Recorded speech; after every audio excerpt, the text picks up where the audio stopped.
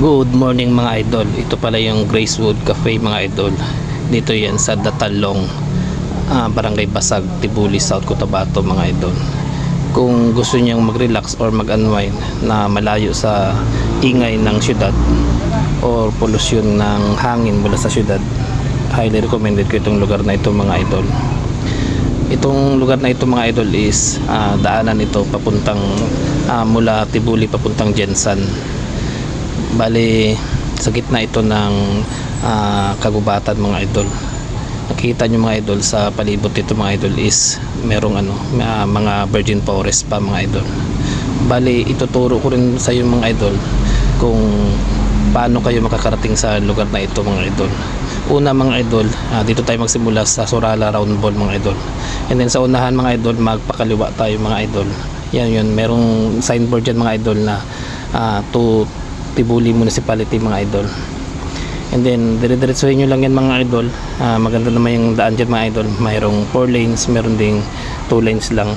Pero yung maganda na ang daan mga idol. Dire-diretsuhin mo lang mga idol, wala namang problema mga idol kasi safety naman at peaceful yung lugar mga idol.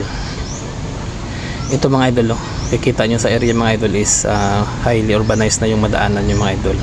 Wala nang problema. And then dito mga idol, bali malapit na tayo mga idol. Ayan, makikita nyo na yan yung plaza ng Municipality of Tibuli mga idol. And then tuloy-tuloy lang kayo dyan mga idol. And then sa unahan yan mga idol, madaanan nyo yung plantasyon ng saging mga idol. And then sa unahan pa nyan mga idol, makikita o madadaanan nyo na yung sikat ngayon sa maraming mga vlogger mga idol na yung Tibulok mga idol. Dito na yung Tibulok mga idol. Ayan na yung daanan papuntang Tibulok mga idol. Bali ingat-ingat lang talaga mga idol dahil madulas or pababa masyado yung daan dyan mga idol. Kaya nga mga idol, gina-recommend ko talaga na ang motor nyo dapat pag dito is yung merong abs mga idol. Ito na yung daan mga idol, pababa na ito sa yung Gracewood Cafe mga idol. Pababa talaga ito mga idol. Kailangan talaga dito ng motor na may abs mga idol. And then ayan na mga idol, parating na tayo sa Gracewood Cafe. Ito na mga idol, napakagandang lugar.